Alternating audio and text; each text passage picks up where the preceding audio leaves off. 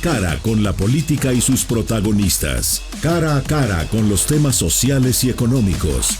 Cara a cara con la agenda de Jalisco.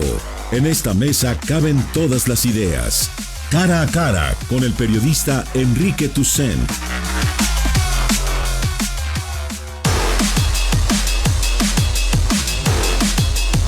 Muy buenos días, 9 de la mañana con 5 minutos, estamos arrancando este martes cara a cara. Ayer usted sabe que el presidente de la República presentó 10 puntos que serán nodales de acuerdo a la opinión de la presidencia en la negociación con los Estados Unidos a partir del próximo 31 de enero, cuando Enrique Peña Nieto visite Washington y se reúna con Donald Trump. 10 puntos que algunos ni siquiera tendrían que estar en la mesa de discusión, en la mesa de negociación.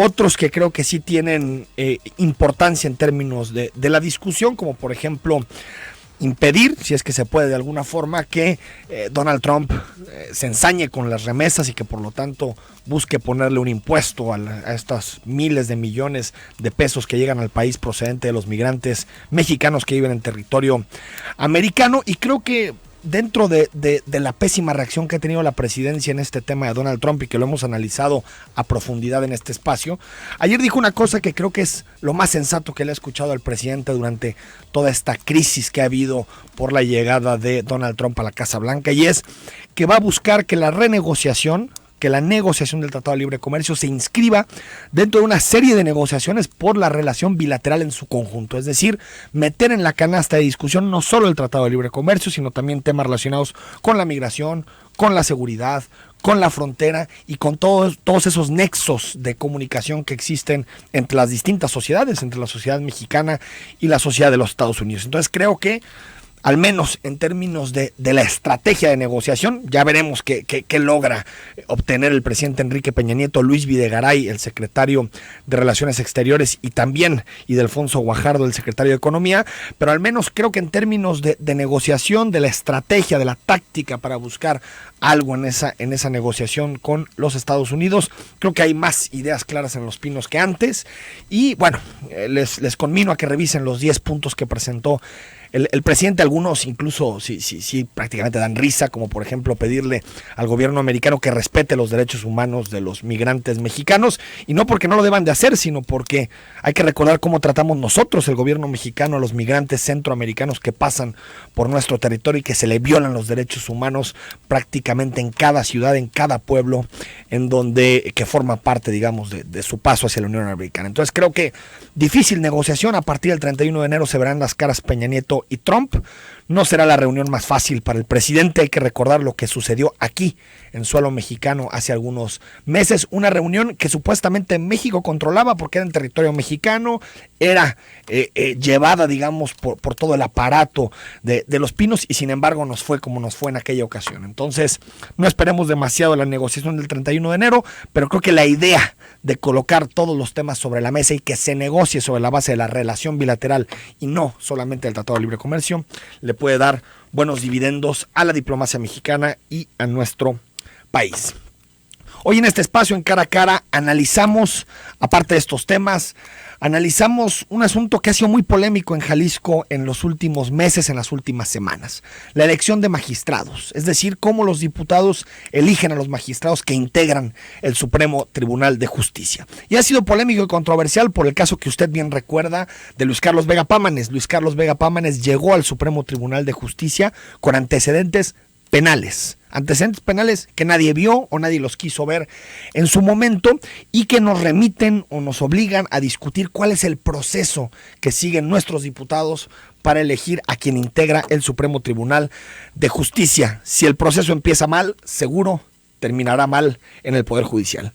Y por lo tanto saludo a Saúl Galindo, diputado del PRD y presidente de la Comisión de Justicia. Saúl, muy buenos días. Muy buenos días, Enrique, muy buenos días a todo el auditorio que nos escucha esta mañana. Sí, claro, con todo el interés de abordar este tema tan importante, y que sobre todo en esta convocatoria viene de una vacante generada por esta lamentable y polémica situación ocurrida en las legislaturas anteriores. A ver, Saúl Galindo, platícanos primero cuál es el estatus del proceso, cuántos tiradores quedan en activo, cuántas comparecencias se han hecho, es decir, que nos retrates un poquito cómo va el proceso para elegir al sustituto de Luis Carlos Vega Pámanes. Sí, bueno, en este momento nos encontramos ya en la revisión de los documentos. Si bien recuerdas, en esta convocatoria particularmente, le hicimos un espacio adicional, le pusimos un punto adicional donde le pedíamos al Consejo de la Judicatura, que es el responsable de recoger y hacer todos los expedientes de los aspirantes, 48 de inicio, 48 aspirantes que entregaron documentos que probaban los requisitos establecidos en el artículo 59 de nuestra Constitución. Y bueno, el Consejo de la Judicatura nos envía estos 48 expedientes. Posteriormente de que se reciben en la Comisión de Justicia, los convocamos a una comparecencia, que esto ha sido una particularidad de esta legislatura, donde queremos conocerlos más a fondo. ¿A los 48? A los 48. ¿Hubo algunos que ya no pasaron el primer filtro? Hubo dos que no fueron, okay, que no asistieron, no pasaron esta etapa. Uno de ellos, polémico, Nicolás Alvarado, que fue quien ha interpuesto, se quejó por el todo proceso, tipo de quejas, amparos en contra del proceso, diciendo que él es el mejor de todos los que se han nombrado, particularmente Antonio Flores Allende, que es el tema que... Entonces, ¿fueron a comparecencias ya todos? Fueron a comparecencias 46. De estos, ahora el siguiente paso es que nosotros estemos haciendo una revisión puntual de los documentos que ellos enviaron contra lo que nosotros le pedimos a la Fiscalía, le pedimos al Instituto Jalisciense de Ciencias Forenses, a profesiones del Estado, le pedimos a diferentes instituciones, Consejo de la Judicatura, el propio Supremo Tribunal, para saber si los documentos expuestos en ese expediente verdaderamente tienen la información que compulsa con la que nos envíen. Y están esperando que llegue esa información. Estábamos esperando ya solo la Fiscalía, llegó el día de ayer. El día de hoy estaremos revisando cada uno de los expedientes, cada una de la información de los 48 aspirantes. Es decir, ya ahorita tienen la información de la Fiscalía de los 46 aspirantes. Bueno, ¿no? Los de los 48 porque la solicitamos por los 48. No, pero dos quedarían fuera automáticamente, ¿no? Dos que quedaron fuera. Déjame saludar, diputado, a Jesús Ibarra. Tú lo conoces, académico claro, del ITESO, es un conocedor de los temas relacionados con el Poder Judicial, para ver si te planteo un par de preguntas sobre el proceso. Jesús Ibarra, muy buenos días. ¿Qué tal? Buenos días, muchas gracias. Saludos al diputado, a la audiencia, a ti, Enrique. Jesús, platícanos, no sé si has seguido el proceso de elección del sustituto de Luis Carlos Vega Pámanes y si le quieres hacer algún planteamiento al diputado. Sí, lo he seguido con detalle, pues es de los temas que trabajo en la universidad. Y bueno, yo regresaría, creo, al problema fundamental de raíz que ya hemos comentado y que no podemos dejar de lado. O sea, ¿cómo se garantiza realmente la independencia y la imparcialidad de los tribunales? El diputado dice... Bueno, pedimos al Consejo de la Judicatura los documentos, entrevistamos a los candidatos, eso está muy bien, pero vale la pena que nos digan cuáles son los elementos que ustedes toman como indicadores y puntúan y cuentan para considerar que alguien tiene las capacidades para ser magistrado.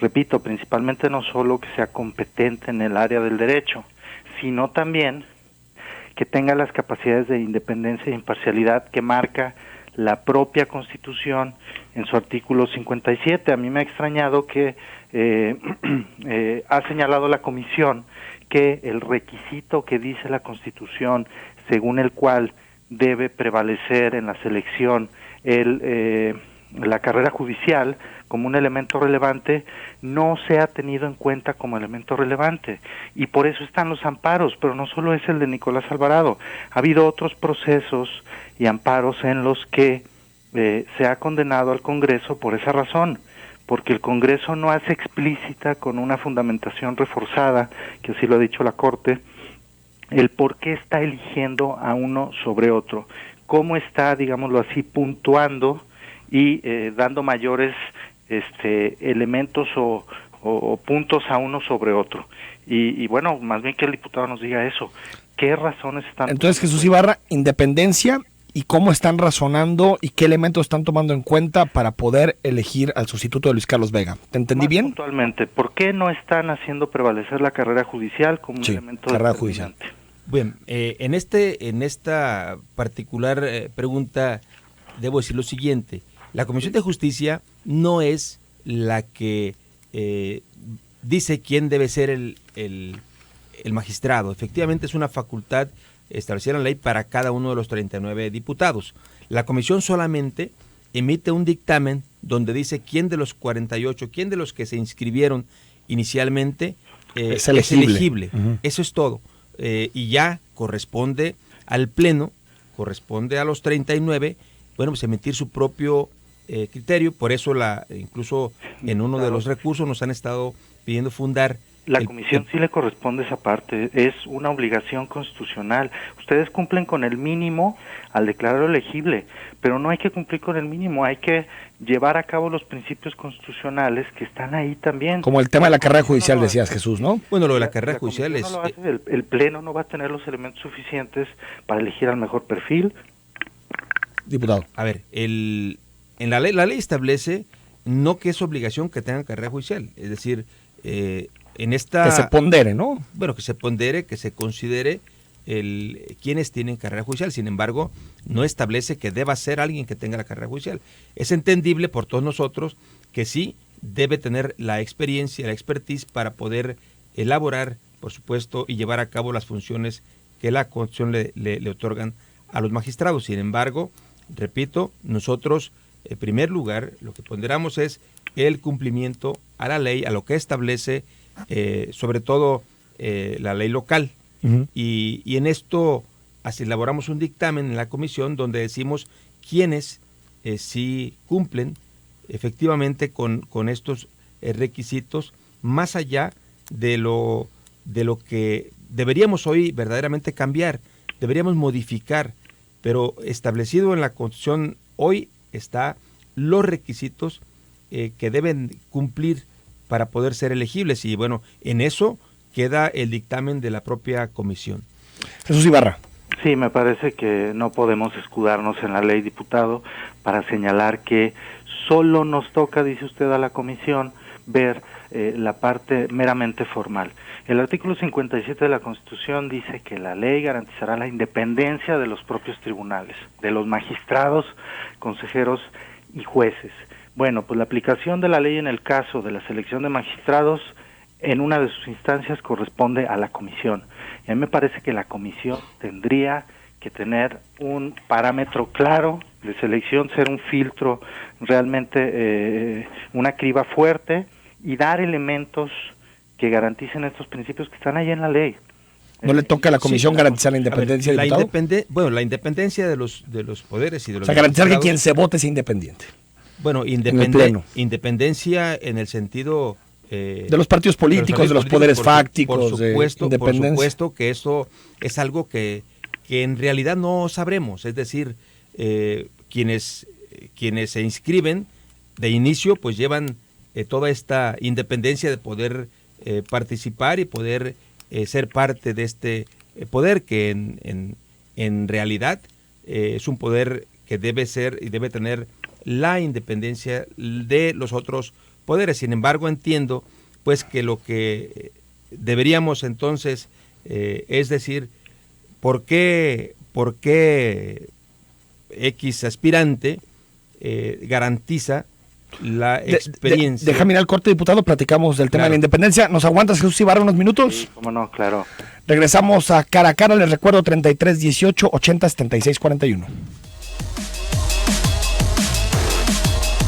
9 de la mañana con 22 minutos. Estamos platicando sobre el proceso para elegir a quien sustituirá a Luis Carlos Vega Pámanes. Hay que recordar que esa silla está vacía después del escándalo de Luis Carlos Vega Pámanes, por sus antecedentes penales y por aquella llamada que le hizo a Salvador Caro para interceder por 2 presuntos criminales. Estamos platicando con el diputado Saúl Galindo Plazola, él es diputado del PRD y presidente de la Comisión de Justicia, y también nos acompaña vía telefónica Jesús Ibarra, es académico del ITESO. Jesús, dejamos el asunto de la independencia. ¿Cómo la Comisión de Justicia podría velar por este interés general que es tener a magistrados, sillas de magistrados realmente independientes? A ver, no solo es como le hacen otros países con democracias consolidadas, Sí. sino hay que seguir el ejemplo del Poder Judicial de la Federación.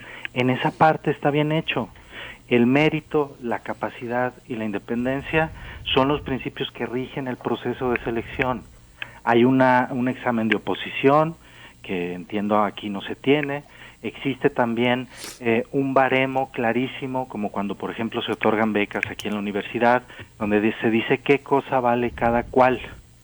Y obviamente, una de las cuestiones que hay que tomar en cuenta, porque la Constitución señala el principio de independencia, es, por ejemplo, que no haya relación cercana con partidos políticos, para que no haya conflicto de intereses, pero sistemáticamente eso no ha contado como relevante para la comisión. Por ejemplo, perdón Jesús, aquí hay dos casos, el caso del ex fiscal central Rafael Castellanos y el caso del hermano del diputado de MC Augusto Valencia, de nombre Gabriel Valencia, que los dos están participando y que en términos de la independencia tendrían que quedar, pues de alguna forma, fuera de la posibilidad de elección.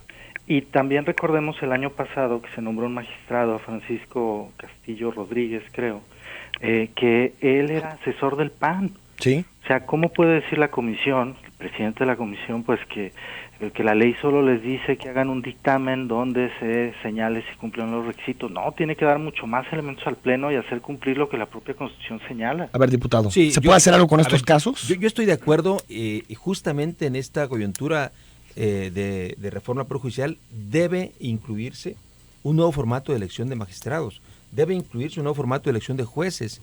Estoy totalmente de acuerdo en ello. Debemos modificar la ley. Hoy, lamentablemente, si nosotros nos vamos a criterios fuera de la propia ley, pues somos impugnables inmediatamente, ¿no? Somos realmente fácilmente quienes aspiraron, dicen, no, es que esto no está considerado en la propia ley el día de hoy, y entonces, por tanto, me voy a los recursos. Perdón que lo interrumpa, magistrado, Sí. es que los amparos que han procedido es precisamente porque no lo hacen. Los amparos de los que estamos hablando, hablan de una fundamentación reforzada, que quiere decir, Congreso, dinos cómo estás seleccionando, danos datos objetivos de cuáles son los criterios que estás tomando en cuenta, por ejemplo, para evaluar un perfil sobre otro. Y eso es lo que quisiéramos ver en los dictámenes de la comisión. ¿Por qué el perfil A resultó mejor evaluado que el perfil B? Y eso tiene que argumentarse y fundamentarse de acuerdo a la propia ley.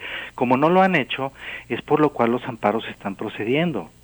Diputado. Sí, definitivamente han sido recursos en ese sentido. El propio recurso de Nicolás Alvarado señala contra contra quien se eligió en el pasado reciente como magistrado. Ciertamente esto ha motivado a estos recursos, lo reconozco. Sin embargo, repito, es como nosotros debemos de irnos en lo que hoy la ley establece, en lo que hoy debería ser, ¿sí? O sea, contra lo que tenemos realmente en la actualidad. Por ejemplo, el decir que Rafael Castellanos, claro, es mejor que, no sé, Diana Redondo. No, pero por el asunto de su trayectoria, no de si sea mejor abogado o no, sino claro, que claramente no es independiente. Claro, entonces ahí tenemos como que muchísima claridad en la parte de independencia, porque incluso aspiraba a ser representante de un partido político, sí, por ejemplo, sí. ¿no? Pero ¿contra quién? Porque, bueno, esto tendría que verse una vez que es electo el magistrado, porque tendríamos entonces que en el criterio de la propia comisión de elegibilidad, es decir, de quienes no cumplen con la independencia, pues tendríamos que dejar fuera a más de la mitad, o por lo menos a la mitad de los 48, entonces vendrían Está recursos. Bien, ¿no? Pues para eso son los filtros. Pero entonces vendrían recursos de amparo, pues, que la ley no establece, que esos son criterios, que no son... entonces, por el miedo a los posibles recursos, elegimos magistrados sin independencia, pues para que no impugnen los procesos. Bueno, pero no es por miedo, es solamente por apegarnos más a lo que establece la propia ley en el Estado de Jalisco. Jesús Ibarra, te tengo que despedir, pero no si quieras algún comentario más. No, lo que dice el diputado, por favor cumplan con la ley, háganle caso a la Corte, ahí están los criterios en los amparos, lo único que se les pide es justifiquen por qué el perfil A de manera objetiva, es mejor que el perfil B. Si no lo hacen, entonces no están cumpliendo con la ley y la Constitución. Jesús Ibarra, como siempre, gracias. Hasta luego. Muy buenos días. Buenos días. Ahí está Jesús Ibarra, especialista en temas del Poder Judicial, que nos acompañó también para hacer algunos cuestionamientos, algunas preguntas al diputado Saúl Galindo.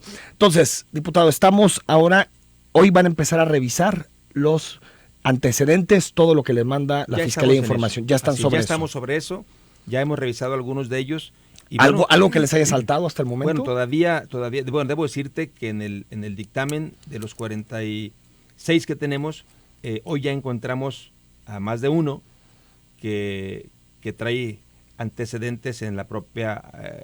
encontraron a más de uno que tiene antecedentes, de los 48 que están en carrera. Entonces, tendremos que dejar fuera por lo menos a 2 de ellos. Entonces, bueno, debo ser claro en algo, donde los medios luego nos solicitan esta información, y debo decir también que alguna de esta información es de carácter reservada.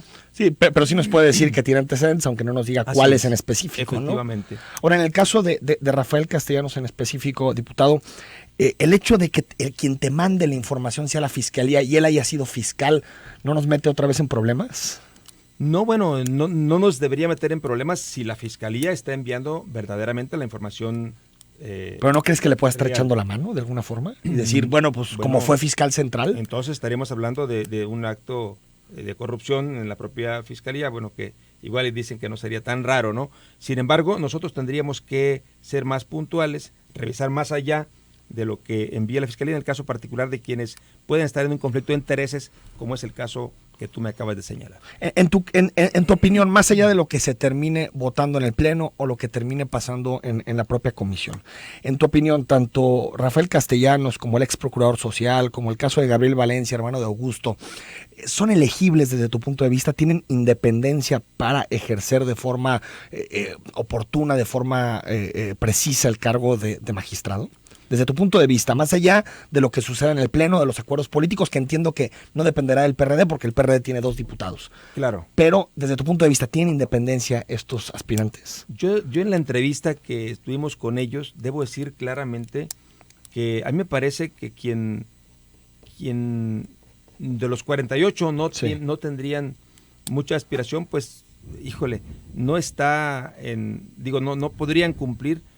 Probablemente yo no votaría por el exfiscal, porque en mi criterio, considero que no es, más allá de la elegibilidad, que sí cumple con el tema de los requisitos establecidos en la ley. Estrictamente legales, ¿no? Así es, en esa parte sí cumple, tan es así que ahí está presentando toda su documentación que así lo amerita. Sin embargo, si tú me dices, tu voto sería dirigido hacia ¿crees que el perfil de Rafael o de Gabriel, no enseñarnos con uno en particular? De verdad creo que no pasaría. Entonces, hay algunos otros muy buenos que desde mi punto de vista, en las entrevistas, en las comparecencias, me parece que hay incluso mujeres que traen un buen perfil. Sí, ahorita entramos más allá del género, creo que hay mujeres bien preparadas que podrían ser. Sí, pero ayer distintas organizaciones pidieron que en el Supremo Tribunal hubiera más representación de mujeres, lo cual me parece lógico. Son muy poquitas, creo que 4 de 33. 4 de 34. 4 de 34. 4 de 34. Sin embargo, si sumamos los del propio TAE, pues entonces tendríamos 4 de 40, ¿no? 4 de 40 es realmente muy, muy poco. Creo que es urgente esta modificación en la ley, donde sea obligatorio que más mujeres puedan estar conformando el Supremo Tribunal de Justicia. O sea, ¿sí crees que dentro de la reforma que se haga al Poder Judicial, las cuotas o la paridad, como le quisiéramos debemos establecerlo, claro que sí. ¿Mitad y mitad? Si no mitad y mitad, decir que tengan mayor oportunidad, que veamos más perfiles de mujeres, que incluso algunas con carrera judicial, otras en la parte de la academia, bastante interesantes perfiles. Sí. Creo que hoy por hoy sí tenemos que volver hacia el género, pero además no por el hecho de ser género, te repito, en las comparecencias vimos excelentes perfiles de hombres y de mujeres. Creo que hay todo para poder tener en esta magistratura vacante, un excelente perfil que pueda cubrir. Antes de irnos al corte, diputado, ¿les pidieron el 3 de 3? No. ¿A los aspirantes? No les pedimos 3 de 3, no les pedimos lo que no está establecido en la propia ley. Pero, por ejemplo, en el proceso de la auditoría, nos lo explicó aquí el diputado Hugo René Ruiz Esparza, no se les podía pedir en términos obligatorios, pero sí como un expediente o como un documento extra para fortalecer su aspiración y su candidatura. Eso lo pudo hacer la Comisión de Justicia. Oigan, sería un punto para ustedes dentro de esta competencia por llegar a la silla que presentaran su 3 de 3. Sí, claro, incluso otros más. Yo me iría al control de confianza, ¿no? También claro. Sería... Digo, entre más información mejor. Entre más podamos tener de ellos, pues es mucho mejor. Incluso algunos aspirantes, déjame decirte, lo han puesto en la mesa, el que puedan incorporarse como requisitos de elegibilidad de estos. Entonces creo que es urgente la reforma, creo que es importante modificar la ley, el examen de oposición, el 3 de 3, el propio control de confianza. Creo que debemos en esta coyuntura tener y abundar más en los requisitos que hoy nos ayuden a tener mejores perfiles en el Poder Judicial. Déjenme al corte, seguimos platicando con Saúl Galindo. Les recuerdo el WhatsApp 33 18 80 76 41. Hay que recordar que lo que sucede en el Poder Judicial, lo que sucede en el Supremo Tribunal comienza aquí. Ya después, cuando sucedan cosas, no nos quejemos si no le prestamos la atención adecuada a la elección de magistrados. Vamos al corte.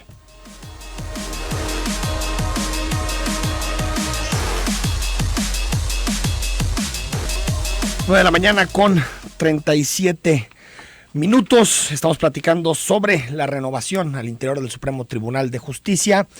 Se ocupará en próximas semanas la silla que dejó vacante Luis Carlos Vega Pámano después de los escándalos que comentamos con ustedes. En unos minutos leemos todos los mensajes de WhatsApp que están llegando. Solo para terminar este tema, diputado. Entonces, sigue el proceso, se revisan ahorita los expedientes. ¿Y qué sigue? ¿Se elabora el dictamen? ¿Cuándo? Elaborar el dictamen es lo que sigue después de revisar puntualmente cada uno de la información que llegó de las diferentes dependencias, compulsarla con la que ellos presentaron, y bueno, a partir de ahí tendríamos que elaborar un dictamen o un segundo filtro de quienes deben y deben continuar en este ejercicio. Ese segundo filtro ya es con quitando a los que tienen antecedentes penales, por ejemplo. Por ejemplo, quitando a quienes no cumplen. O que no hicieron el examen. Por ejemplo, nosotros solicitamos a profesiones del Estado que nos enviara quienes cuentan con los 10 años de abogacía. ¿Sí? Sí, ejerciendo, digamos, ¿no? La ley establece que es un título inscrito con 10 años de antigüedad. Uh-huh. Nos envía 5 aspirantes que nos dice que su cédula profesional fue inscrita el año pasado y el año antepasado. Ya no son elegibles. Esa es una información que tenemos que rectificar, porque no le pedimos a la propia dependencia el tema de las cédulas. Sí. Le pedimos los títulos. Claro. O sea, y queremos rectificar si esos 5 efectivamente su título. ¿Y con quién lo van a hacer eso? Con profesiones del Estado. Con profesiones. Pero profesiones ya les dijo eso. Bueno, ya nos dijo que las cédulas. Las cédulas, ok. Ahora tienen que ir al título. La ley establece el título. Okay. Si la inscripción del título no se hizo en los 10 años que establece la ley, ahí estaremos hablando de otros 5 que no pasarían el filtro. Y quitando los antecedentes, el asunto también del título, quedarían un número determinado. Así es. Pasan a este segundo filtro donde se elabora entonces el dictamen de elegibilidad. Ok. ¿Sí? Y una vez pasado el filtro del dictamen de elegibilidad, el número de aspirantes que pasaron, ¿sí?, pasan a procesos legislativos, donde procesos legislativos y la mesa directiva, particularmente el presidente, establece cuándo se lleva al pleno el proceso de elección. En el caso, Saúl Galindo, del PRD, tú sabes que siempre hay un vínculo, se hace un vínculo con Grupo Universidad de Guadalajara y con Raúl Padilla en particular. ¿De parte de la universidad contigo ha habido alguna presión para impulsar algún magistrado? No, en absoluto, claro que no. Ninguna llamada, ninguna llamada, nada, en absoluto. A ver, reforma al Poder Judicial.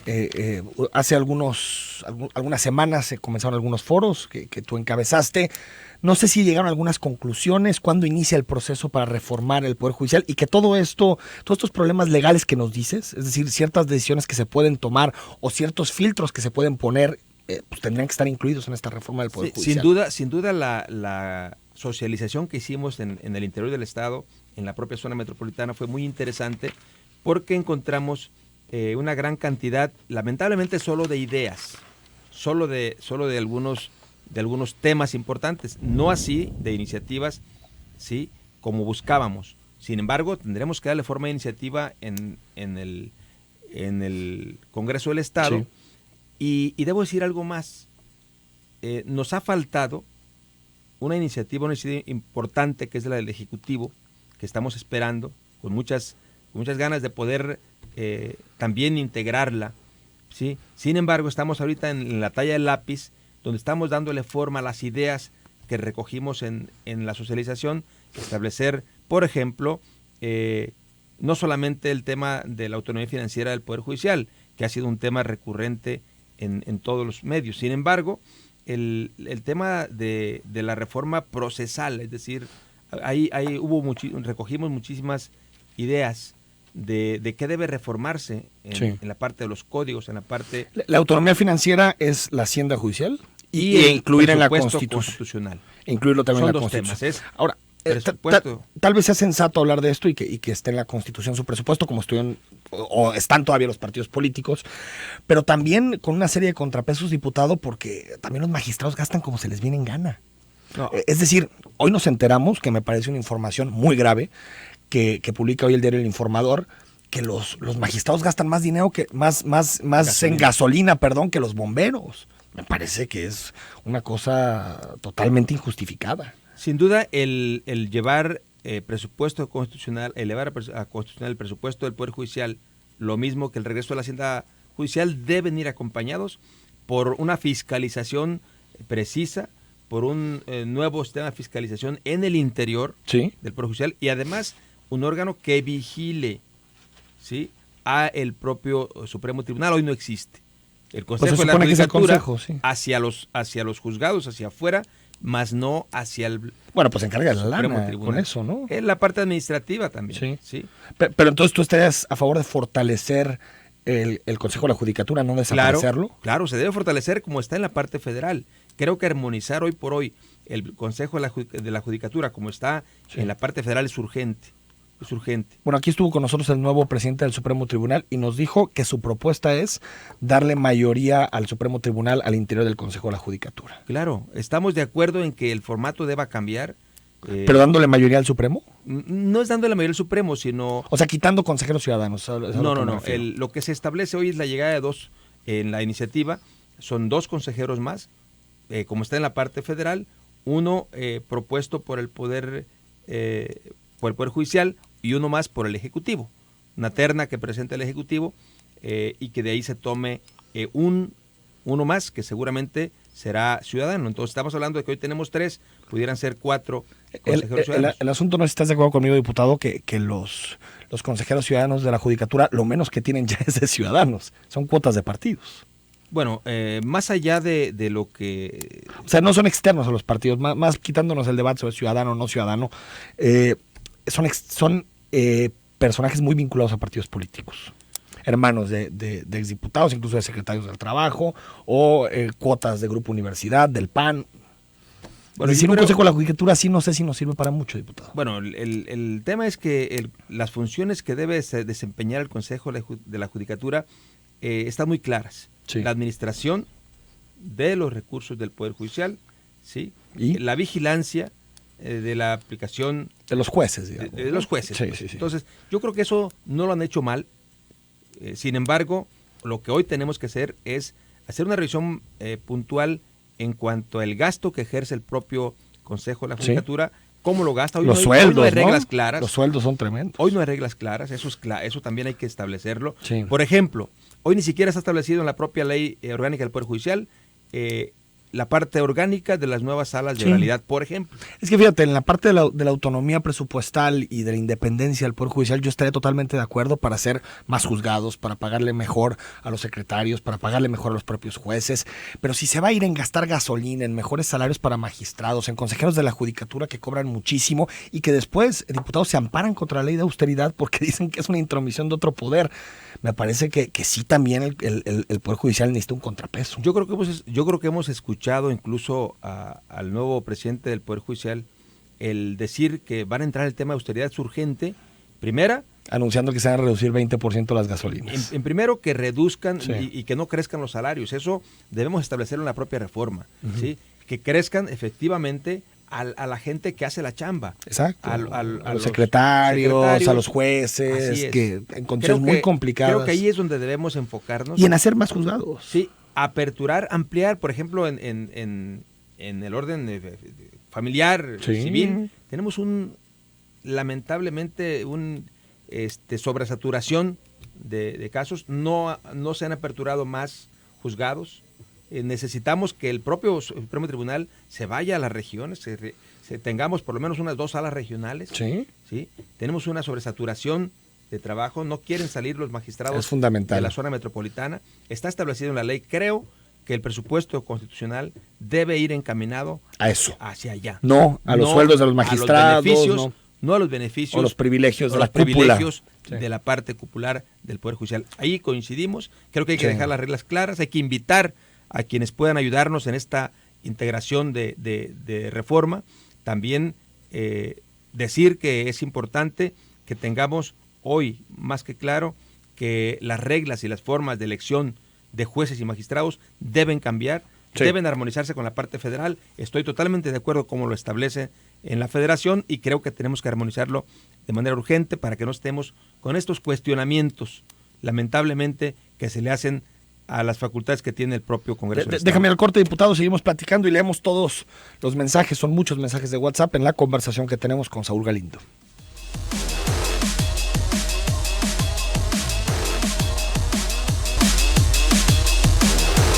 Estamos de vuelta a 9 de la mañana con 50 minutos en Cara a Cara. Bueno, Anónimo nos piden, hola, los magistrados del TAE reciben mensualmente vales de gasolina por 30,000 pesos. ¿Realmente es necesario? Pregunta, no sé si tú tienes esa información de que no tengo esa 30,000 pesos. Sin embargo, creo que si fuera esto verdad, pues no tendría razón de ser. Yo creo que los magistrados, y con lo que ganan, todos los magistrados hoy con lo que ganan deben cubrir. Pero fíjate, bueno, creo que fue hace 15 días que estuvo aquí sentado con nosotros Ricardo Suro, platicando de estos temas. No tenía ni una propuesta en materia de austeridad, ni una. Y le dije, los sueldos, se piensan bajar los sueldos, y decía, es constitucional, no nos podemos bajar los sueldos. Es decir, creo que al Poder Judicial le hace falta entender el momento en el que está viviendo el país. Sí. Ya esos excesos ya no van a ser tolerados. Claro que sí, yo creo que deben urgentemente de entrarle al tema de la austeridad. Y no en gasolinas, en el 20%. En general, estructural. Es general. Que las cosas se vayan a la procuración, a la impartición de justicia, o sea, que se vayan a lo que debe ir. A los jueces, a que tengan un mejor pago, que se puedan proteger de la corrupción. Es decir, creo que ahí tiene que estar el dinero que tiene el Poder Judicial. ¿Cómo que si siguen la ley tendrían que eliminar a más de la mitad de los 48? Entonces, ¿para qué hay una ley si no se va a respetar? Completamente incongruente, no contestan nada en concreto, dice, solo lo vamos a revisar. ¿Qué es eso? Se le pregunta de forma directa que hay vínculo con partidos políticos y no enfrenta las preguntas. Una burla de todos los políticos, bajar 20% de la gasolina, que ellos paguen su gasolina, que se bajen sus sueldos, ganan millonadas y todo pagado con nuestros impuestos. ¿Para qué? Para que siga existiendo el mismo cochinero, nos dice terminación 9181, gracias. Nos dice Jerónimo, así es, tenemos nuestro propio problema, el interés nacional es mayor que el de las noticias, que aunque sean importantes siempre pasan. No IEPS, no magistrados, diputados, legisladores, aparato político millonario. ¿Qué pasa? Nuestro ejército no es mexicano, dice Jerónimo. 8768, creo que sería un punto muy bueno que los aspirantes a magistrados agregaran el 3 de 3 y como lo comentaron ustedes, a los requisitos, que en cierta forma no es obligatorio, nos daría mucho más confianza a todos. Digo, la verdad ya estamos, nos dice medio ariscos. Digamos, pedírselo en este segundo filtro, ¿no se podría, diputado? Claro. Pedirles, oigan, presenten su 3 de 3, está fácil llenarlo, ahí están los formatos.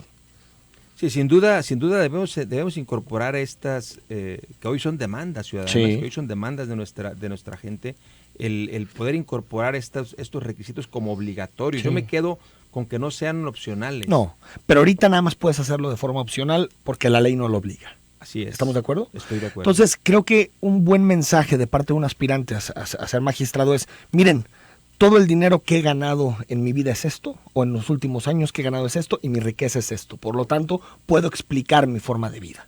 Eso sería un muy buen mensaje para la ciudadanía. Claro que sí. Saber que los magistrados que llegan no tienen riqueza inexplicable. Sí, así es. Definitivamente Entonces, ¿lo van a introducir? lo ¿Diputado? voy a proponer. Lo vas a proponer. Lo voy a proponer. Sí. 0354, buen día. Para que un magistrado, un político haga bien su trabajo debe tener madre, dice, si no ya valimos, y lo mismo dice Fernando. Gracias, Fernando, por el juego de palabras. Javier Preciado, buenos días, Enrique. Oye, sería bueno que el catedrático Jesús Ibarra debería estar en el equipo de la selección del señor diputado. Pobremente preparado en materia y demostrado por el catedrático. Increíble, y no se quieren bajar el sueldo. Sin duda, este aparato de diputados son muy pobres por sus capacidades. Lo que ofrecen claramente, se nota que les interesa que no tengan independencia el nuevo magistrado. Saludos, Javier Preciado. No sé si han incluido a académicos y especialistas en este proceso, diputado. No, bueno, lo que hemos establecido hoy es solamente, y debo ser muy claro, la única modificación que hemos hecho con respecto a lo que se viene haciendo es el conocer un poco más a los propios aspirantes. Sin embargo, vuelvo a decir, no es un tema de que nos falte capacidad para poder, meternos más a fondo. Es lo que está establecido en la propia ley. Yo quisiera que la gente nos entendiera que no podemos ir más allá de lo que establece la ley. Salvador Suárez, que Vialidad haga algo en Lázaro Cárdenas y el Álamo. No es justo ese desorden. Gracias. Nos mandan muchas fotografías, gracias por compartirlas. Julio Gutiérrez, buen día. También les deberían de hacer antidoping a los magistrados o los candidatos. Bueno, ahí no sé, ahí creo que viola derechos humanos, pero no sé si es posible. No, yo creo que con el propio control de confianza podemos cubrir esa parte, esa ¿no? parte. Alfredo Hernández dice, a ver, este diputado solo está dándole buenas a lo que es muy claro. En mi trabajo me piden como requisito tener mínimo una carrera técnica. Si no la tengo, no me aceptan. Es así de claro. Si estos servidores públicos no cumplen con los requisitos, simplemente se les da de baja por incumplimiento del contrato o papeleo incompleto. No cumple con el perfil y no obtienes el puesto y punto, nos dice. El asunto es que no está en la ley, eso lo comentabas, diputado, en los exámenes de oposición, que sean importantes para medir la capacidad técnica o incluso, como tú decías, un caso práctico de una sentencia para medir la capacidad técnica del aspirante. Sí, eso debemos incluir en esta reforma. Es importante decirle a la gente que nos escucha que hoy las reglas son estas con las que se tienen que jugar. Lamentablemente debemos cambiar urgentemente las reglas para poder elegir mejores perfiles, para poder elegir mejores perfiles de jueces y de magistrados. Buen día, muy interesante. Solo les recuerdo que como el móvil principal de estos gobiernos es la impunidad, las cosas se hacen mal para lograr salirse con la suya. Miguel Ángel Martínez, buen día. ¿Quién es tu invitado? Sin ofender a Cantinflas, habla como una mala copia, que se prepare por el sueldo, que lo invierta. Dice Noelia Guadalupe Barraza, la capacidad del licenciado Alvarado es reconocida por su conocimiento en derecho y su postura fuera de los partidos políticos ha sido desde toda su carrera profesional y en carrera para el Poder Judicial ha sido impecable. Sobre el caso de Nicolás Alvarado. Bueno, pues es lo que piensa esta persona de Nicolás Alvarado. Sin embargo, yo diría cómo entonces elaboran y establecen una ejecutoría que ellos mismos se ayudan entre sí. Pues él es parte del Poder Judicial Federal. ¿Él por qué demandó el proceso o por qué se inconformó? Bueno, justamente porque él se dice mejor perfil que el que se nombró. No le gustó la decisión. Juan Velasco, se me hizo bien lo que dijo Enrique Peña Nieto de México, quiere construir puentes y no muros. Saludos. Luz Torres, camión urbano y tráiler frente a Itesio, lesionados de López Mateos a Colón, alcance de camión con tráiler. Muchas gracias por el reporte. 4092. Hola, buen día. ¿Me podrían dar boletos para el partido de Chivas Atlante? No sé si ya. Bueno, ahorita lo notamos. Y bueno, ahí están algunos de los mensajes. Gracias por las preguntas también. Diputado, nos quedan un par de minutos para despedir el programa. que nos platiques un poquito del asunto del financiamiento de los partidos políticos. Claro. ¿Por qué no pasa la propuesta del gobernador? Bueno, yo quisiera que el gobernador enviara una verdadera iniciativa que considerara todo, ¿sí? Y no fuera una llamarada de petate, como lo decimos, ¿no? Para llamar la atención de la que ciudadanía. considerara cómo se van a financiar los partidos a partir de ahora. Eso es lo que debe ser una iniciativa completa, no solamente el decir, le retiramos, que estoy de acuerdo, déjame iniciar diciendo, estoy de acuerdo en que se le retire el financiamiento a los partidos políticos en años no electorales. Estoy de acuerdo. En lo que no estoy de acuerdo es en cómo presentaron la iniciativa, que al finalmente no era una verdadera iniciativa que considerara todo. Pues lo único que consideraba era quitar el financiamiento público. Sí, pero a ver, ¿qué reglas ponemos para que... Pues ustedes hagan eso. Los diputados están para eso. A ver, sí, la iniciativa que envía el gobernador, yo creo que él tiene el equipo para enviar una iniciativa que cubra todas las partes, ¿no? Sí, pero lo que decía el gobernador es, pasen el asunto de eliminar financiamiento público y ustedes encuentren la fórmula para que los partidos políticos se financien a través de donaciones privadas o de digamos, algo de dinero que pague cada uno de los militantes. Yo creo que... No le están dando vueltas, diputado, porque me parece que de pronto algunos partidos le están dando vueltas. A ver, nosotros estamos de acuerdo, ¿sí? Completamente de acuerdo en retirar el financiamiento a los partidos políticos en años no electorales, completamente de acuerdo. Sin embargo, sí estamos esperando esta iniciativa. Entonces no va a pasar hasta que no llegue una iniciativa integral del gobernador. Y si no del gobernador, de todas las fracciones. Es decir, pero que no le saquemos la vuelta, estoy de acuerdo. No debemos sacarle la vuelta a este tema. Es urgente ponerlo en la mesa y dar respuesta, que déjame decirte, en origen, me parece que no era una iniciativa para resolver el tema del gasolinazo.